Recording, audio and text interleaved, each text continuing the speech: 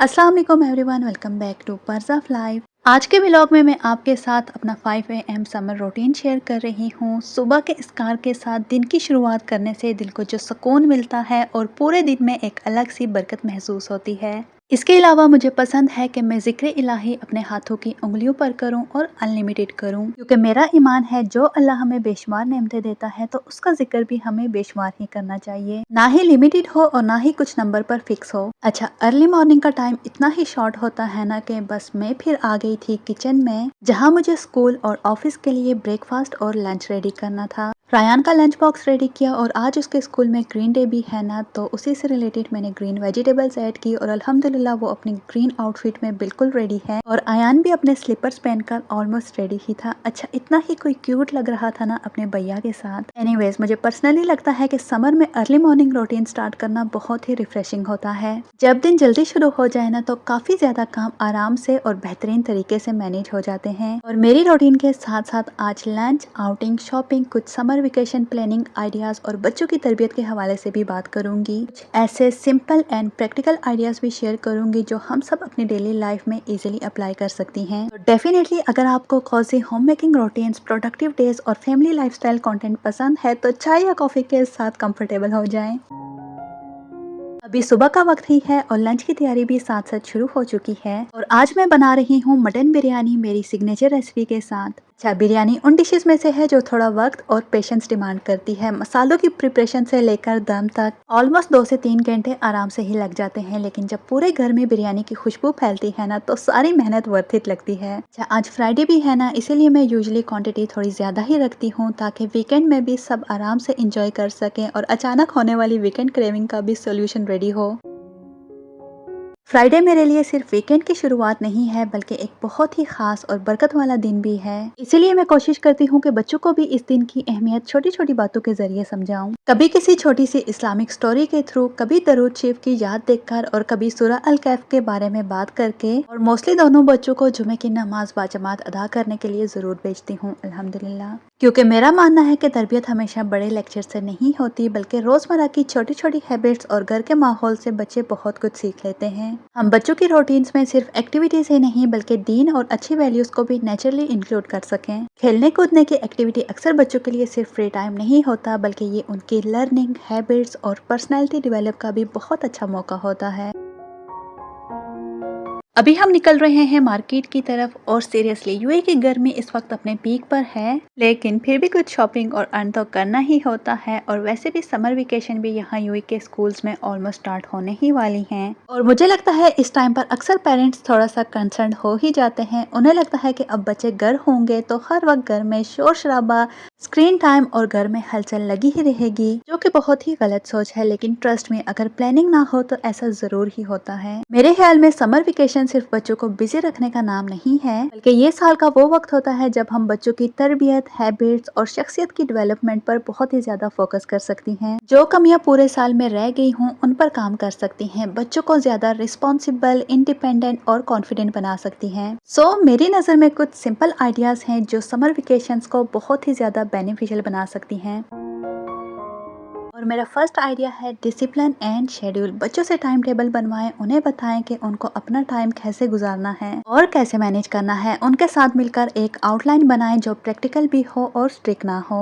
बच्चों के लिए फजर से लेकर इशा तक एक सिंपल रूटीन बना दे। जरूरी नहीं है कि हर मिनट प्लान्ड हो, लेकिन उन्हें ये पता हो कि किस टाइम उठना है, पढ़ना है, खेलना है और सोना है। रूटीन फ्लेक्सिबल होना जरूरी है। रूटीन इतने स्ट्रिक्ट ना हो कि वेकेशंस का मजा ही खत्म हो जाए। पूरा साल वो स्ट्रिक्ट रूटीन फॉलो करते हैं, अगर समर वेकेशन में भी ऐसा होगा तो वो फेडअप हो जाएंगे। तो थोड़ी फ्लेक्सिबिलिटी भी होनी चाहिए ताकि बच्चे एंजॉय भी कर सकें और रिलैक्स भी कर सकें। बच्चों को न्यू स्किल्स सिखाना, समर वेकेशन किसी भी न्यू स्किल के लिए परफेक्ट टाइम होता है, जैसे cooking basics, cycling, swimming, gardening, drawing, reading habits या एज के मुताबिक कोई प्रैक्टिकल लाइफ स्किल। इसके अलावा ऑनलाइन भी कोई स्किल सिखाई जा सकती है जैसे कि AI courses. Even teen age में है तो अर्निंग भी कर सकते हैं। अच्छा, मोस्ट इम्पोर्टेंट कुकिंग की स्किल है, चाहे वो लड़का हो या लड़की। एटलीस्ट बच्चों को कुकिंग की स्किल ज़रूर सिखाएं, क्योंकि ये स्किल लाइफ टाइम है। अगर बच्चा 10 साल का है तो एटलीस्ट उसे अपना नाश्ता ही बनाना आना चाहिए। पैम्पर ना करें जिससे वो स्पॉइल हो जाते हैं और उनको अपने काम भी करने नहीं आते। उनको बेस्ट एग्जाम्पल से सिखाएं। हज़रत मोहम्मद सल्लल्लाहु अलैहि वसल्लम भी अपना काम खुद ही किया करते थे। हमें अपने बच्चों को दीन की तालीम ज़रूर देनी चाहिए। रोज़ाना थोड़ा कुरान पाक, इस्लामिक स्टोरीज, दुआज और अच्छे इखलाक की बातें रूटीन का हिस्सा बनाई जा सकती हैं। एटलीस्ट इन वेकेशंस में उन्हें कुरान का तर्जुमा पढ़ाएं और उन्हें समझाएं। दीन की और दुनियावी तरबियत की बुनियाद बचपन ही में मजबूत होती है।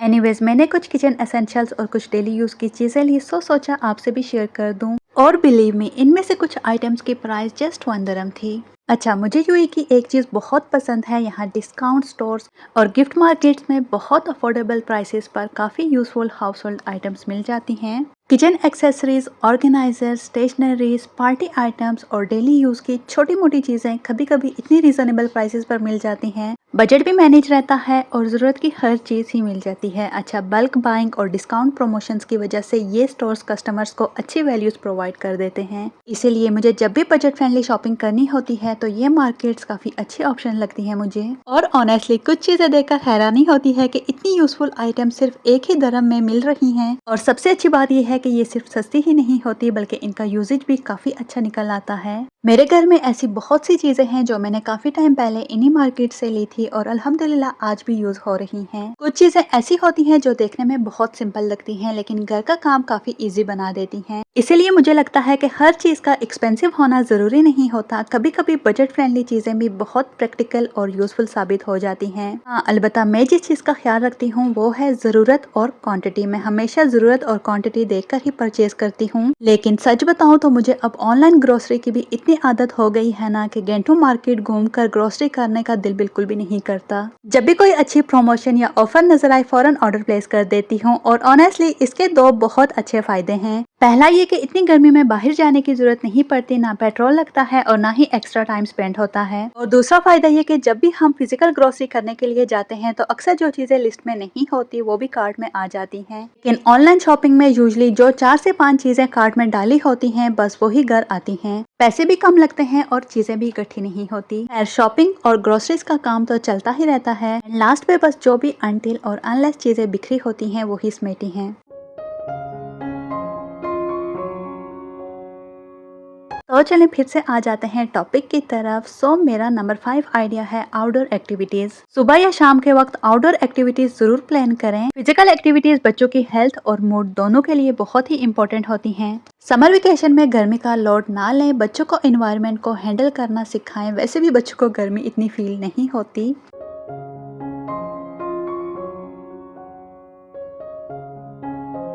सबसे इम्पोर्टेंट चीज बच्चों के साथ क्वालिटी टाइम स्पेंड करना। अपनी बाउंडिंग स्ट्रॉन्ग करें। कभी बोर्ड्स गेम, कभी फैमिली डिस्कशन, कभी कुकिंग टुगेदर, कभी कोई अपनी हॉबीज अडॉप्ट करवाना जैसे कि फिशिंग, प्लांटिंग, डीआईवाई एंड कभी सिर्फ उनकी बातें सुन लेना। बच्चों के साथ एक एक लम्हा गुजरा हुआ ही स्ट्रॉन्ग बाउंडिंग क्रिएट करता है। बच्चों को भी अच्छा लगता है जब वो आपके साथ टाइम स्पेंड करते हैं।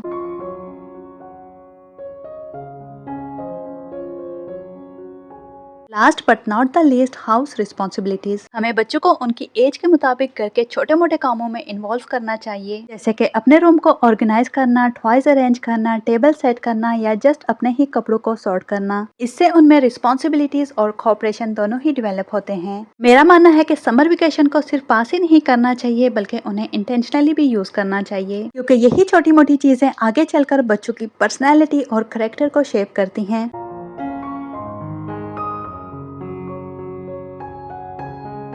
अच्छा, हमारे घर में एक चीज और है जो आजकल फुल ऑन चल रही है। जी हाँ, वो है फुटबॉल फीवर। आजकल फुटबॉल का इतना ही क्रेज है मेरे बच्चों में कि बस पूछिए ही मत। कभी रोनाल्डो बन रहे होते हैं और कभी रोनाल्डिनियो, कभी मेसी और कभी एम्बापे, कभी हॉलैंड और कभी नीमार। तो ये सब दुनिया के सबसे फेमस फुटबॉल प्लेयर्स हैं और मेरे बच्चे फुटबॉल फैंस उन्हें बहुत फॉलो करते हैं। कभी रूम में ड्रिबलिंग प्रैक्टिस चल रही होती है, कभी लॉन्ग पास, कभी डिफेंडिंग, कभी गोल सेविंग और कभी गोल सेलिब्रेशन। कभी कभी तो इमेजिनरी फाइनल मैच भी चलता है। बच्चों की खुशियाँ और उनकी एक्साइटमेंट देखकर हमें भी ऑडियंस बनना पड़ता है और सेम लाइक ऑडियंस की तरह ही ट्रीट करना पड़ता है। एनीवेज, मैं मिलती हूँ नेक्स्ट व्लॉग में। टेक केयर एंड अल्लाह हाफिज।